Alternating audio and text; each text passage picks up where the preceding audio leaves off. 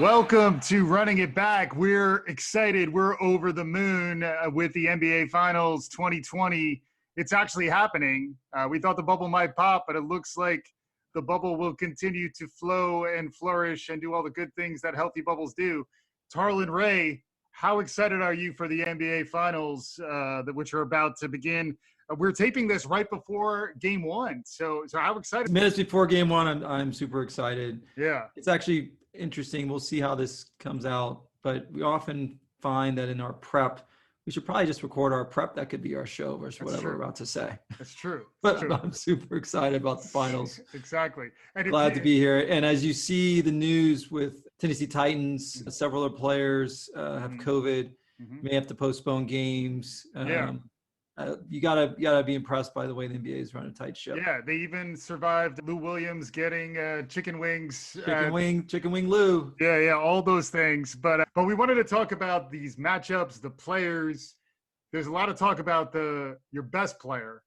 A lot of talk about the best player, the best two players on the court frequently win. So when you had Jordan and Scottie Pippen, they were dominant. A bunch of shows about the Last Dance, which will be released very shortly. And then, it's exciting. I know that's just excited. That's exciting. And then on the other side, who's their best player? Jimmy Buckets, probably, but they got a lot of depth on Miami. And is it about your best player? Is it about your role players? Is it about your unsung heroes, your bench players? There's a lot of things to run it back to. We got a bit of a lightning round scenario here because we don't have a ton of time. So where do you want to start? What do you want to So you would think it's immediately a mismatch. Everyone said that the Lakers are going to win. Lakers are the number 2 seed across the whole league. Yeah. Lakers, if you look at their roster, just doing a quick math, they have 26 finals between all the players on that team and 10 championships. Granted, LeBron, and this is not including this year's final. So LeBron is at 9. If you look over the Heat ledger, you only have 10 total finals in 6 years. Heath Ledger? You mean oh, that's Heath Ledger. I'm sorry. I misheard you. The championships are between two guys. Udonis Haslem, who has not sniffed the court and doesn't play. So we'll talk about just to be clear, I think I might have seen him sniffing the court, but he hasn't actually seen any playing time. Right. And then Andre Iguodala, who is playing in his 6 straight finals, which is crazy to think about. So if you would think that it's going to be total domination, but I'm so enamored with the Heat. A couple of things. One is some of the guys they have on their roster, as I'm just doing some quick math, could they be in the championship? Could they be in the finals? There are guys who've been in the league like 1 to 2 years that are getting meaningful minutes. Yes. Tyler Hero. Bam. Duncan Robinson. Kendrick Nunn, who was top 3 in Rookie of the Year, who is not playing as much in the finals. You got that, and then you got the Mercurial Jimmy Butler, who no one wanted. Right. Apparently, he's selling a lot of coffee too. Like he's got a coffee business that he's running in the bubble. Which is a whole nother dimension. Yes. If Rondo's brother is overseeing all the cuts, Jimmy Butler has his own. And I have seen the ads where he's been viewing it as a business trip. Of course. And he's in Miami. Like it's not far to go to Orlando, almost a little home court advantage. They could probably stay at home periodically. It's not a long drive. Business trip, sleeping on the pull-out cot, which is strange, couch instead of sleeping in the bed. It's interesting, but it goes to someone that wasn't wanted, and it's just amazing to think about how culture, how the way the team operates and putting individuals in the right environment, how they can excel and succeed. And I would also say that when you can't talk about that culture without talking about Pat Riley and Eric Spoelstra, and you didn't count Spo in your chip count there, but I believe if I'm doing my math right, he has 2 + 1 as an assistant. So 2000. Yeah, so it's 13 with 8 total. I did start looking at the coaches. So 13, and he had 2 chips. Yep. Yeah. And then was he an assistant in 2006? Just as a correction for our avid listeners, I was incorrect last episode in our scenario show. I did say that the Heat won in 2004. In fact, they won in 2006, beating the Mavericks. First of 2 matchups, Heat Mavs. Who knew?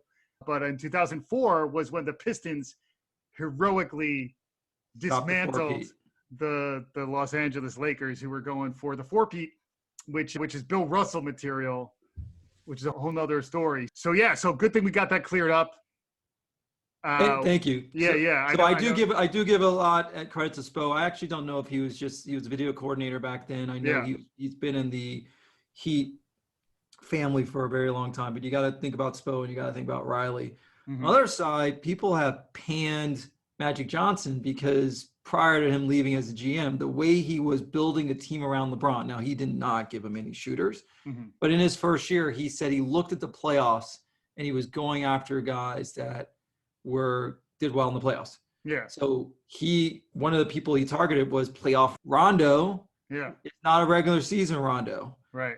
Playoff Rondo, he is probably one of the more dominant players you'll see on the court. Right. His assists go up, big time rebounds. All of a sudden he's scoring. Although I have heard, have you heard the whole Scottie Pippen thing now, where he's saying this isn't really NBA playoff basketball, it's something different because it's in the bubble. So the asterisk crew is starting to come in to say a lot of it is going to be dependent on the team you're able to assemble, who shows up, who doesn't, and even Avery Bradley choosing not to big play. Loss for us. Big loss for you, but also a big opportunity for playoff Rondo to say he also seems like he's healthy, but there's an opportunity for those guys to say, this is the team that we're going to battle with. This is our opportunity to get another chip. Dwight Howard hasn't won a chip, right? Like he's never won a championship. He's not. He lost in the finals. Yeah. So he's you only get so many shots. We'll do our Hamilton show later on, but like these guys later on in their careers, they don't want to throw away their shot. It's go time.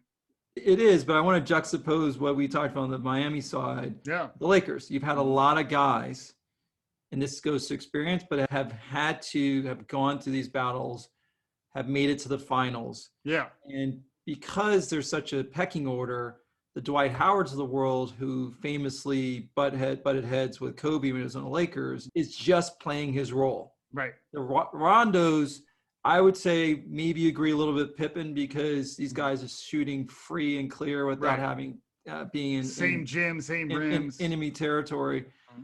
But playoff Rondo had that moniker before he was in the bubble. Look at his stats. Look at what he did when he was on New Orleans. Yeah. In those years, like he truly becomes a triple-double waiting to happen. Yeah. So, although just on the Laker front, I do want to add, you do have JeVale McGee's intangibles on your bench, which is, I think, because he's just his spirit is so infectious. I think he's made Dwight Howard fit a little bit better because they're both backing up AD and or allowing for matchups with AD. So I think there is some good fortune around the chemistry of that team. And you got to say, it looks like Frank Vogel, although really LeBron, have done a nice job together, allowing the chemistry to cohere on the Lakers side. Because Howard and Rondo are veterans, but they're kind of redemption stories in the way that Jimmy Buckets is too. Like they haven't always been. They're also mercurial. Today's word is mercurial. They're also like, we're gonna ask you to spell it. Yeah, all that. But I wouldn't give Vogel short shrift because, listen, he is a guy that went to the Eastern Conference Finals with the Indiana Pacers, and guess who he lost to in 7 games, 6 games? LeBron James. Now, he had another stint with Orlando, didn't go as well. I think that he is not getting enough credit, making calls, moving Howard into the starting lineup. Yep. Listening potentially a little bit to the stats and playing Caruso in clutch minutes. You're like, why would Alex Caruso be on the floor? So it's an interesting, as you even look at the coaches, you have one guy who was crushed when he thought he had his best Eastern Conference team by LeBron, and now he's trying to get a championship with him. And another guy who some would say is only a great coach because he had LeBron, Wade, and Bosh. But since he's left, Spoelstra always has his team at 44 and 38, 42 and 42 without getting the top-notch free agents. So I love this year because Gordon Hayward didn't go to Miami. Yep. He didn't have some of the other guys looking Miami. And he has Jimmy Butler, who is a top 15 player, maybe top 20, and just a bunch of other guys playing their role. So what's going to be a struggle for me is I'm going to be rooting for that underdog team, guys who aren't first team NBA. Mm-hmm. At the same time, I want the Lakers to crush them in 4. Yeah, in 4. You're saying 4. I said I want. Okay. No, that's not your prediction. This is your hope. No, I think it's going to go 6. Okay, I'm thinking another gentleman sweep. I think it's the equivalent of Moses Malone. Moses. I have to faux. I think this is LeBron James 5-5-5. It's gentleman sweep. I just think Miami's tough. Their depth is tricky. Like they're deep. They have. We wanted to talk about Andre Iguodala. They got Iggy coming off the bench. They got Hero, Duncan Robinson. Crowder is starting, but like they have a lot of good chemistry amongst the role players. You were describing them. It's almost like it's the role players team as opposed to the Lakers. I think Vogel has to do a lot of work for it not to be just LeBron's team or just LeBron and AD's team. I think it takes a little more work to do that. Whereas it does feel like, just look at the roster, Miami can't help but do it. Dragic is 35. Your point guard's 35 years old. He's with a huge knee brace. Every time he runs, I'm like, is he okay? Yeah. And then he drops another 3. So I think you're making a great point. We will look at the box score, and if LeBron and AD don't score 30, we're done. Mm-hmm. If you look at Miami's box score, you're just going to see 5 to 6 guys in double figures, and Jimmy Butler often will not be the guy who's leading the team in scoring. Right, and Hero in the Hero ball game. And by the way, we did say we were going to talk about. So, did you ever know that you're my hero? We need a hero. Those at least. There's 2.